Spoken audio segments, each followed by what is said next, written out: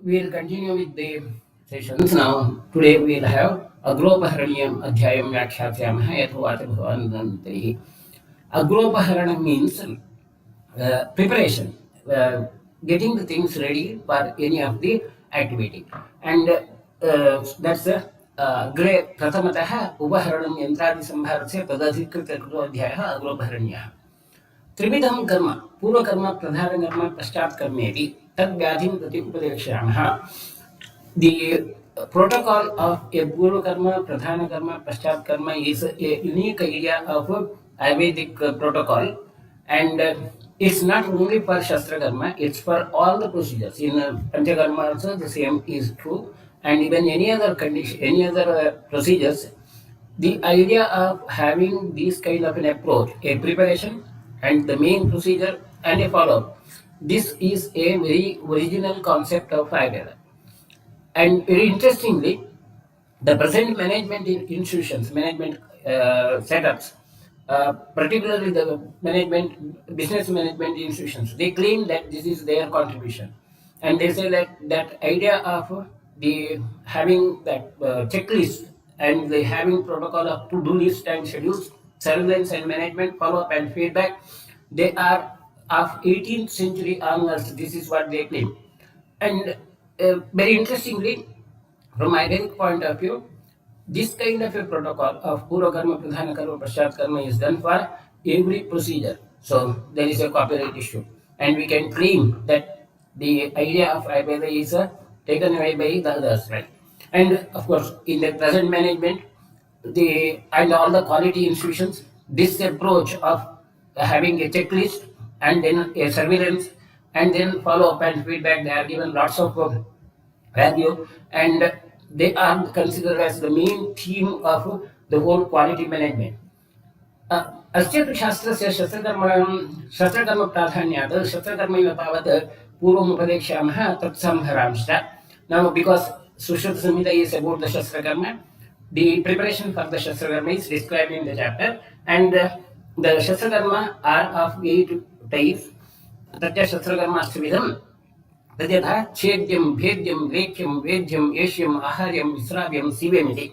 These 8 types of the surgical protocols we will discuss in due course of time further in detail. Now, coming to the preparation, अतो अन्यतमं कर्म चिकित्सता वैद्येन पूर्वमेव उपकल्पयितव्यानि भवन्ति. तद्यथा यंत्र, शस्त्र, क्षार, अग्नि, शलाका, श्रृंग, जलौक, अलाबु, जाम्बवोष्ठ, पिचु, प्रोत, सूत्र, पत्र, पट्ट, मधु, घृत, वसा, पयः, तैल, तर्पण, कषाय, आलेपन, कल्क, व्यजन, शीतोष्णोदक, कटाहादीनि.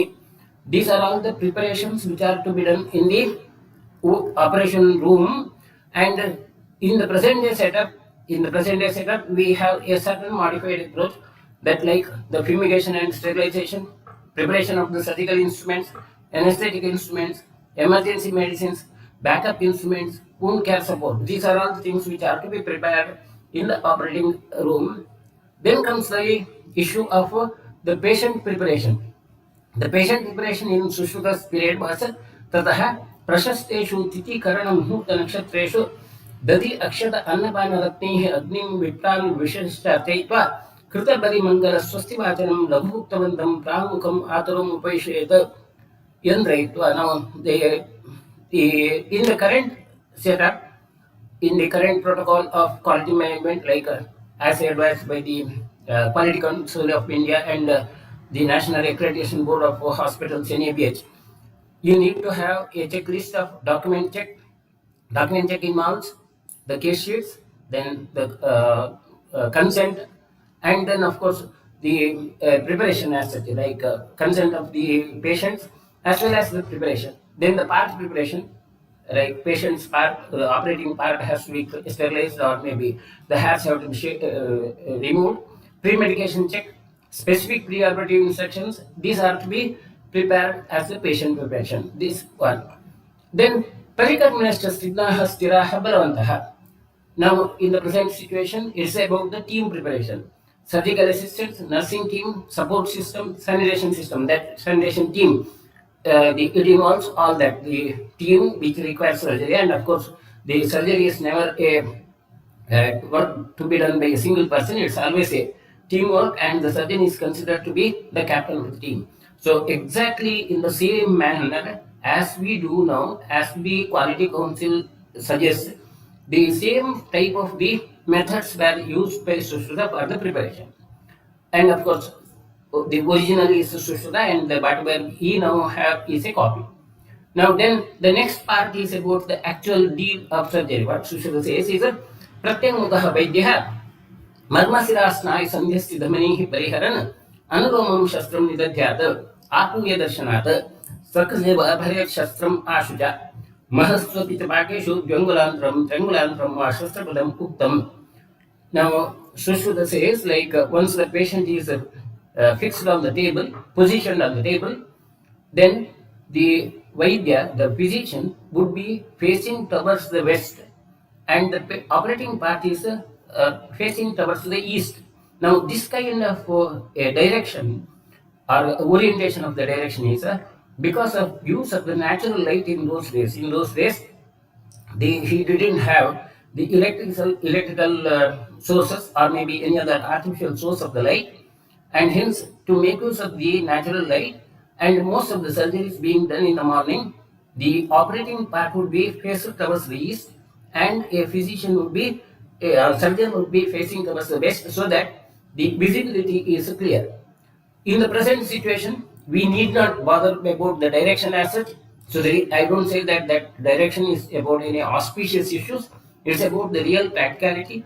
In the present situation, because you have the artificial sources of light and advanced sources of the light like shadowless lamps, that's not a important issue. Then Marmasira Snai Sandhyasti Dhamanihi Pariharan. Whenever you make an incision, the anatomy of that particular area has to be very clearly known. And in all the surgeries, it's quite important that the collateral injury should be minimum. When I say collateral injury, when you do the surgery, you have a main aim. Like suppose if you have to remove the appendix, the removal of the appendix is the main aim. But to do that, to reach to the appendix and remove it, you need to cut other tissues like the abdominal wall, muscles, and the other peritoneum. These have to be opened. Now these are all the collateral injuries. Collateral injuries are that extra injuries which are supposed to be done to achieve the target of the main surgery, and these have to be minimum, and they should not produce any further deformity. So that's exactly the planning of the approach to the surgery, and this is what Sushruta summarizes as Marma Sirasnayasan Dhamanihi Pariharan. Whenever you reach to that area where the surgery has to be done, you have to ensure that there will be minimum collateral damage, and there should not be any deformity later, or the minimum deformity. You cannot have a situation where there will be no deformity at all. The deformity should be the least. Then Anulomam Shastram Nidadhyatam. Incision has to be made in the direction of the has. Now this also has a basic anatomical idea.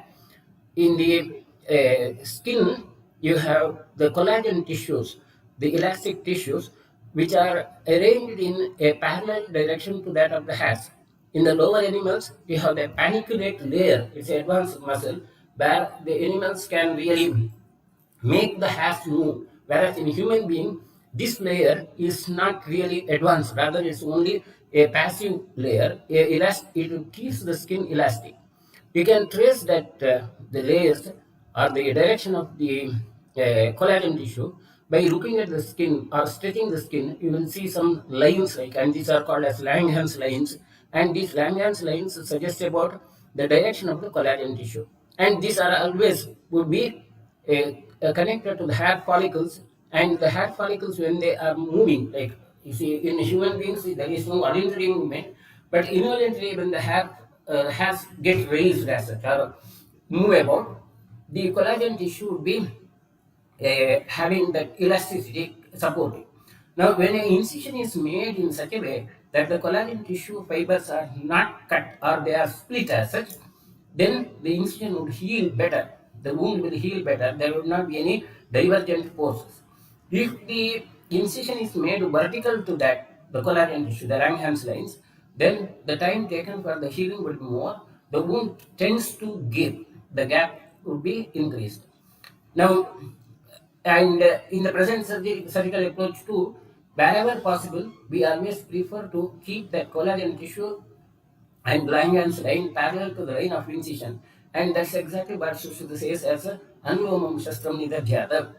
Apuyadashanata, the example given in this stage where a student is exposed to one surgery preliminary is about drainage of an abscess, and hence the this description of you make an incision till the pus is reached. In other surgeries, the target will be different. Sakadeva Havarit Shastram Ashu. Once you make an incision, it has to be a single approach or a single cut, and you have to reach to the target as early as possible. Of course, in the present day situation where you have the facility of anesthesia, this quickness is not a very crucial issue. But in those days where anesthesia was not available, facility of anesthesia was not available, the quickness of the surgeon's hands were quite critical. Now also it's important to have a quick approach, but it's not critical. Then Mahakshati Pakeshu Gangulantaram, Jangulantaram Vasha Muktam. When you have to make more than one incision, the gap between the two incisions should be minimum 2 angula and 3 angula. We'll come to that, the basic issues. Now in the present day situation, there are certain issues.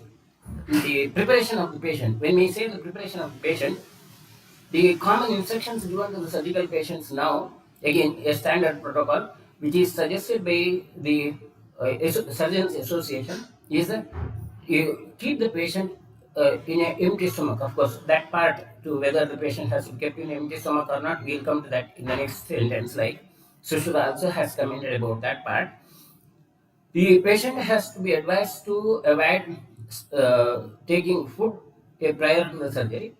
Patient has to clean himself physically, and the investigations which are necessary, they have to be done, and patient may be asked to take an enema to ensure that the bowels are empty, if at all the surgery is dealing with the gastrointestinal tract or abdominal as such. And these are all the usual instructions given as a standard protocol, of course, not very critical.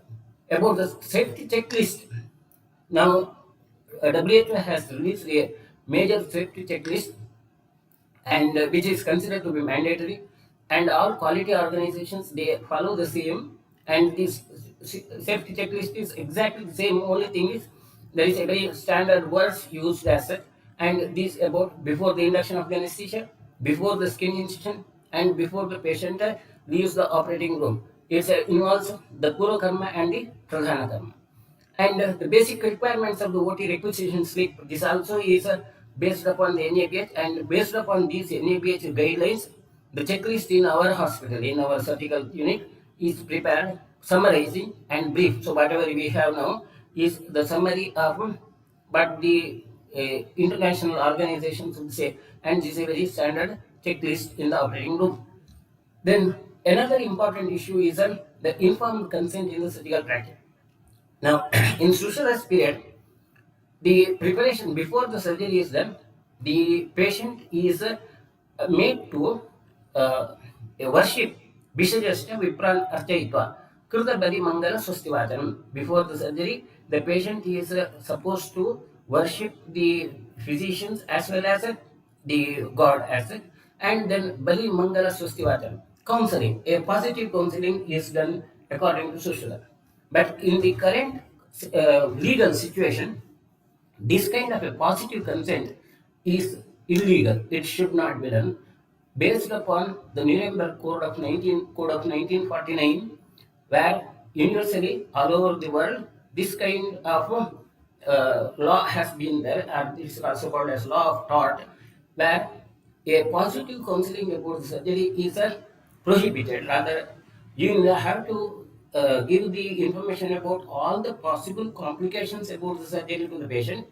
Only after knowing about all the complications of the surgery, the patient has to give a consent, and the consents could be of 3 varieties: implied, verbal, or written.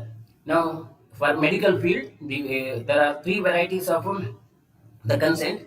In this is a present legal position, and Implied and verbal consent could be enough for the routine medical examination and detailed examination, whereas a written consent is absolutely necessary for all physical interventions. So, as per the law, it's not only about surgery, even for any other condition where the patient's physiology is intervened, including the Panchakarma procedures, a written consent is necessary as per the law. And we cannot just claim that because our Samhita says about the positivity, this is to be followed. But if you consider the other way, if you consider the psychology of a patient, it's always better if the patient is given a positive information and the patient is counseled in such a way that he will have a positive outcome. Definitely, the patient's tolerance of the pain and tolerance, the approach to the surgery, his this approach to the surgery would be something better than that. But negative counseling is the rule we need to follow. Anyway, we can still continue to claim or raise our voice about the tradition which we had till the law is changed. If at all it can change, we need to follow the existing law. We cannot just claim that our situation is something, our suggestion is something different. That's not possible in the current situation. Anyway, there are many other issues which you need to consider if at all you go into surgical career. And those surgical careers, those who want to go into surgical careers, they have to read about the law of tort, case of professional negligence, and law of contractual obligations, and criminal law for assault or battery. These are the important four laws which we have to be aware of if in India, and particularly if you go for a surgical option. I am not going to much detail about these laws, but you have to know the contents of these laws and should be aware of the possibilities. Now coming to the other issues, the Dengulantram, Trengulantram, Ashasabadamuktam. Why so? The anatomy, if you look at the anatomy again, the circulation of the skin, blood vessels of the skin, they have a collateral vessel system, and that collateral system is very unique in the sense the vessels of nearby areas, like see one arteriole ending into the supply, the at that situation there will be a connection, a sphincter connecting one vessel to the other, and these are called as glomus, and this would be helping in maintenance of the circulation if at all one vessel is damaged.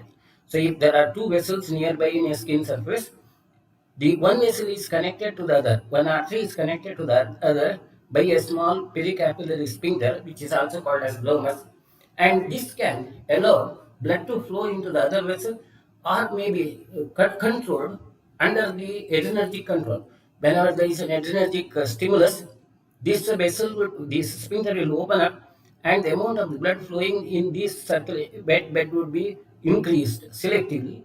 And this is something how you blush when you have strong emotions. The face becomes red when you have very strong emotions, or maybe any other areas. Now, this kind of a selective control of blood flow is done by the glomus, and glomus also helps in maintenance of the orthostatic pressure, the blood pressure. Suppose if this kind of a system doesn't exist, when you sit for a long duration, the blood will flow to the legs and legs would be swollen, head will have lesser blood supply, but this doesn't occur because of the normal physiological control. That's about the physiology of the glomus and the collateral circulation of the skin. Now, from the surgical point of view, whenever you make an incision, necessarily some of the vessels will be cut.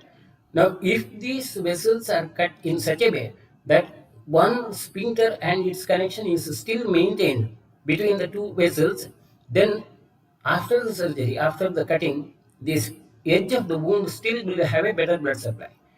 If at all the whole system is damaged, that whole glomus system is damaged, that tissue in between, the bridge of the tissue in between the two incisions, then that can become necrosed. So whenever you have to make more than one incision, that's what Sushruta says, the gap between the two incisions should be 2 angulas, so that at least there would be a one or more than one of these glomus network. The average distance of the glomus network in the human body is considered to be 1.5 centimeters. Of course, the distance is lesser over vascular area like face, whereas it's more in the less vascular area like the buttocks. But average is 1.5 centimeter. To have a further safety, Sushil says 2 angulas or 3 angulas. Gap should be more so that the circulation of that bridge of the skin still is maintained and it will heal well. So that's the idea, and there is a very crucial anatomical factor when Sushil says about that. Then